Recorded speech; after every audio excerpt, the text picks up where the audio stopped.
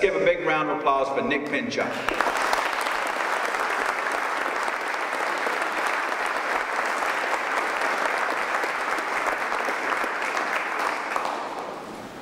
Is this on? Okay. We, of course, are here to honor the vision of James King and the Tennessee College of Applied Technologies in particular, and the idea of the Tennessee Promise in general. It's extraordinary for all of you and for America. When I look in this audience, I see enthusiastic faces which I am sure are going to have careers of satisfaction, fulfillment, and prosperity, and many who will be multi-millionaires, I promise you. But I have something else to tell you today. And this is what I have to tell you, is that you are important to America. This facility is important to America. America is in a global competition. We're in a competition for prosperity. And our greatest weapon in that competition is job enablement. Places like the Tennessee College of Applied Technology.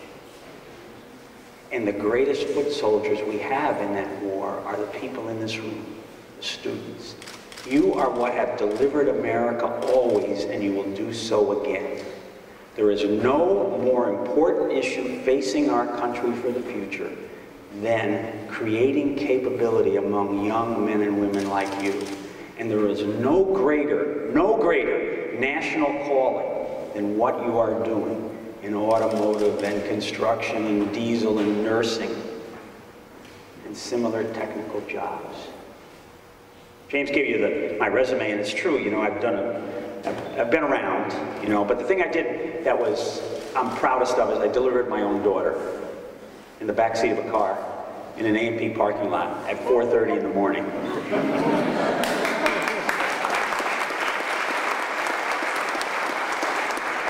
I hate to tell you how old that young lady is today, but she has children of her own. And I will tell you this, that in those days you didn't know what gender the child was, and my wife asked me, after I grabbed her by the ankles, hit her on her rear end, and heard her breathe her first breath and make her first sounds, my wife asked me, is it a boy or a girl?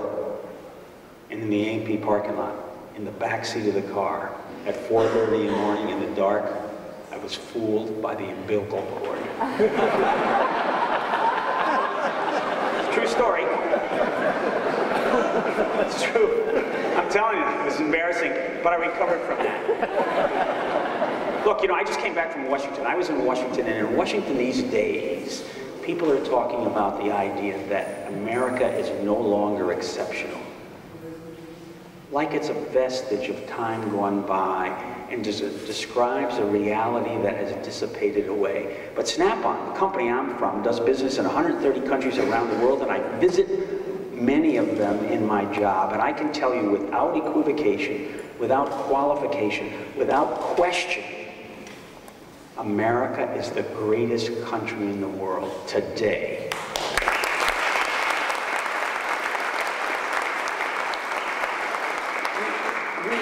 We have greater comfort, more mobility, and greater opportunities and broader opportunities than any society in the history of the planet, even today. How did it get this way? Well, here's the way it got this way. It's useful to think about this because it speaks to this facility. It got this way because we had great leaders like Washington and Lincoln and Roosevelt and Henry Ford and Thomas Edison. Brilliant people who had great ideas. But you know, if you listen to historians who looked at this, they say that America expanded not only based on the brilliance of the few, but the efforts of the many. Henry Ford had a great idea, but he couldn't have done anything without amplifiers. And he chose the greatest commercial amplifier of its day to make his ideas go to the world, and that was the American workforce. Dedicated, committed, energetic. He got rich, but he built the American auto industry in which millions of people built lives of prosperity and satisfaction. This is the engine that happened coast to coast, which created our society. And there were people involved in this. It wasn't just faceless groups of people. In many different situations. 1777, the Continental Army goes to Valley Forge. They're freezing to death in Valley Forge. It's a cold winter. And Christopher Wilkin, a baker, keeps them alive with his skills. Baking skills. He knew how to bake. He was technical. They called him the Baker of Valley Forge, and he made it possible for the Continental Army to go on, that created the Republic that we held so dear for more than 2 centuries. World War II, Rose Hill Monroe moved from Kentucky, right near here, north to Michigan, to the Willow Run plant. She learned how to weld, a technical skill that many are learning here, and she became known as Rosie the Riveter. And she inspired a generation of women. The brilliance of the few, the efforts of the many creating this. It's written across the face of the landscape of this country, and every time you drive a car or turn on a light, you see the fruits of this. But today, things are a little different. You get up today, look at the Wall Street Journal today. It says, growth fears spooking market. You look at the Chicago Tribune, it says, companies warn of layoffs. You look at the Financial Times of London, it says, in America, growth is under attack. If you look at the Washington Post, it says the middle class is shrinking. Something is clearly not as good as it was, right? It's not as good as it was. So what is it? Do we no longer have ideas? No, that isn't it. We don't have ideas. We have plenty of ideas. In fact, Nobel Prizes. In the last 10 years, we've got more Nobel Prizes than we had in the previous 100 years in terms of percentage. We're actually growing in terms of number of ideas. Is it the workforce? You know, maybe the workforce is not that good. You know, they're kind of lazy or something like that. Well, actually, if you go to the workforce, if you stride the factories in places like Milwaukee, Wisconsin, Murphy, North Carolina, City of Industry, California, and yes, right here in Elizabethton, Tennessee, you see incredible commitment and energy and capability, just like you imagine Henry Ford would have seen. So it's not the workforce, energy, and capability. It's not the ideas. Here's the problem. You go to Shanghai and Minsk, you see capability and energy and dedication. And so those characteristics, so American, are no longer differentiated. How do we need to differentiate ourselves so that we create prosperity for ourselves? And that is technical education. It's the most important thing we can do. It will differentiate ourselves. That's why schools like this, partnerships like NC3, like what Train is doing, and humbly what Snap-on is doing, partnering with schools to try to help build facilities, help guide them so the curriculum matches what we're doing, what's needed in industry, is so important. Why I'm here today to celebrate this, because it is an important event. We can feel it in our Elizabethton plant every day with our relationship here with this facility, but we feel it all over the country and other places. So industry and technical school partnerships are important. But here's one more thing. And here's the thing, I know you've been standing a long time. I want you to take this to your heart, and you may not believe it. What you do is a national calling. Being a nurse, a diesel mechanic, a welder, this is a national calling. These are the capabilities that have delivered America for more than 2 centuries.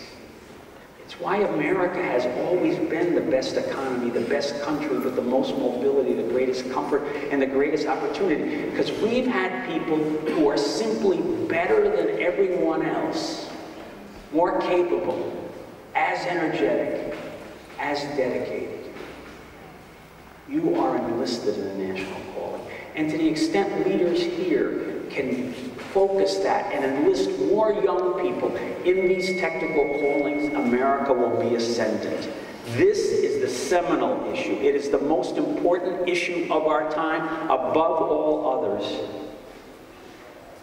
And you all, the instructors, the administrators, the students in this facility are at the center of it. And why I'm optimistic about America in the future. So that's my message. My message is simple. We are in a global competition. Other countries want to take our prosperity in a fair competition. The basis of the competition and the basis of strength of America has always been the brilliance of the few, but engaged and amplified by the efforts of the capable and energetic many. We have the ideas, we have the energy, we need the capability. This facility delivers us. There has never been any more important time for technical education. That's why Snap-on is enlisted in this. And that's why I can clearly say, without equivocation, without question, that you are involved in national calling. There is no more important. There is no more important group. There is no more important group of people from sea to shining sea. So, for enlisting in this cause, for being part of the national calling, all of you students have my admiration, my thanks. To the instructors and the administrators, for being part of this sacred trust and enabling our workforce, you have my congratulations, because this is an effort worthy of your energy. And to all of you for standing up all this time and listening to me so patiently, you have my thanks. Thanks for allowing me to be here.